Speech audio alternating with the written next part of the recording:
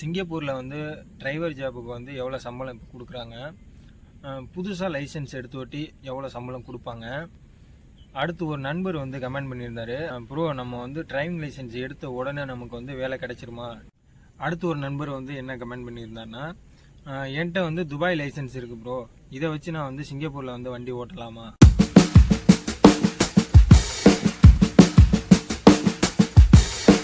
வணக்கம் நண்பர்களே, இன்றைக்கி நம்ம இந்த வீடியோவில் எதை பற்றி பார்க்க போகிறோம்னு பார்த்தீங்கன்னா, சிங்கப்பூரில் வந்து டிரைவர் ஜாபுக்கு வந்து எவ்வளோ சம்பளம் கொடுக்குறாங்க, புதுசாக லைசன்ஸ் எடுத்து ஓட்டி எவ்வளோ சம்பளம் கொடுப்பாங்க.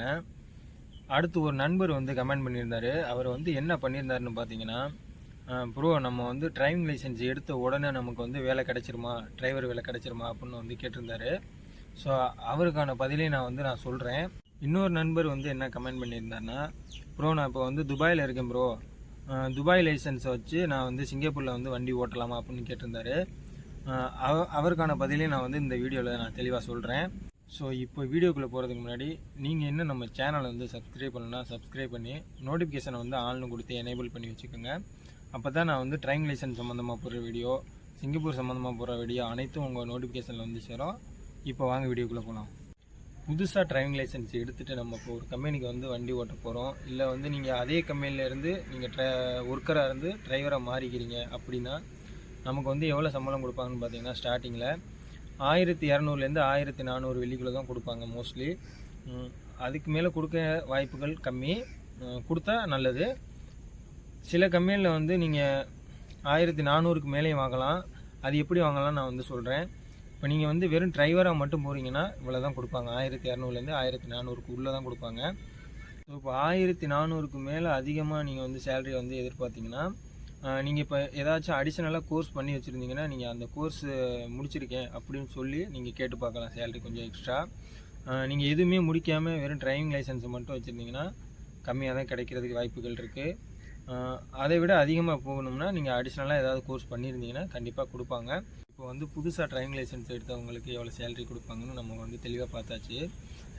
இந்த சேலரி டீட்டெயில்ஸ் ஃபுல்லாகவே வந்து என்னுடைய நண்பர்கள், அதாவது இப்போ புதுசாக டிரைவிங் லைசன்ஸ் எடுத்துகிட்டு அவங்க வந்து சேலரி வாங்குவாங்கள்ல, அவங்கள்ட்ட நான் வந்து கேட்டு தெரிஞ்சுக்கிட்டதை வச்சு நான் உங்கள்கிட்ட ஷேர் பண்ணிக்கிட்டேன். இது வந்து அப்ராக்சிமேட்டு தான், எக்ஸாக்டாக இவ்வளோ தான் கொடுப்பாங்கன்னு சொல்ல முடியாது. இது அப்ராக்சிமேட்டாக இவ்வளோ தான் கொடுப்பாங்கன்னு நான் வந்து உங்கள்கிட்ட ஷேர் பண்ணிக்கிட்டேன். நீங்கள் வந்து அடிஷ்னலாக கோர்ஸ் பண்ணியிருந்தீங்கன்னா கொஞ்சம் எக்ஸ்ட்ராவும் கிடைக்கிறதுக்கு வாய்ப்புகள் இருக்குது. நான் அதை ஆல்ரெடி சொல்லிட்டேன், இருந்தாலும் மறுபடியும் நான் சொல்கிறேன், பார்த்துக்கோங்க.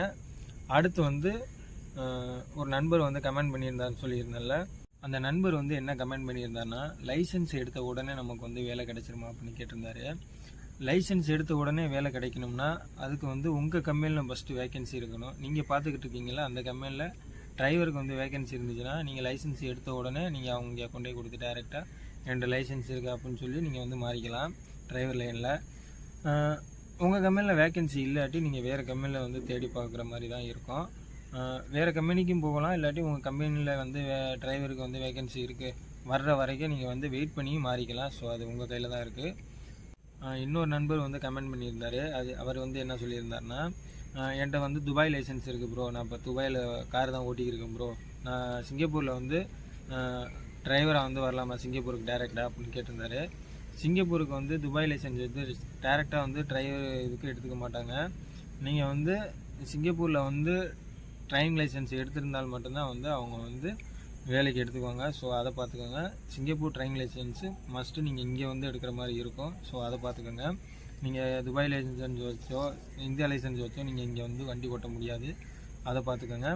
அப்படி நீங்கள் இந்தியா லைசன்ஸ் வச்சு நீங்கள் கன்வெர்ட் பண்ணி சாதாரண ஒரு, அதாவது கிளாஸ் 3C வச்சு நீங்கள் வந்து சின்ன சின்ன கார்கள் ஓட்டிக்கலாம், கமர்ஷியல் வெஹிக்கிள் ஓட்ட முடியாது. ஸோ அதை பார்த்துக்கோங்க.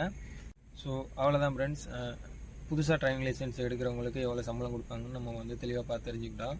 இது ஃபுல்லாகவே வந்து எனக்கு தெரிஞ்ச நண்பர்கள். அடுத்து வந்து பார்த்திங்கன்னா, புதுசாக இப்போ டிரைவிங் லைசன்ஸ் எடுத்துகிட்டு ஒரு கம்பெனியில் போய் வேலை பார்த்துக்கிறவங்களை வச்சு தான் அந்த சேலரியை வந்து நான் உங்கள்கிட்ட ஷேர் பண்ணிக்கிட்டேன். ஸோ அவ்வளோதான். இந்த வீடியோ பிடிச்சிருந்துச்சுன்னா மறக்காமல் வந்து இந்த வீடியோவுக்கு வந்து ஒரு லைக் பண்ணிடுங்க.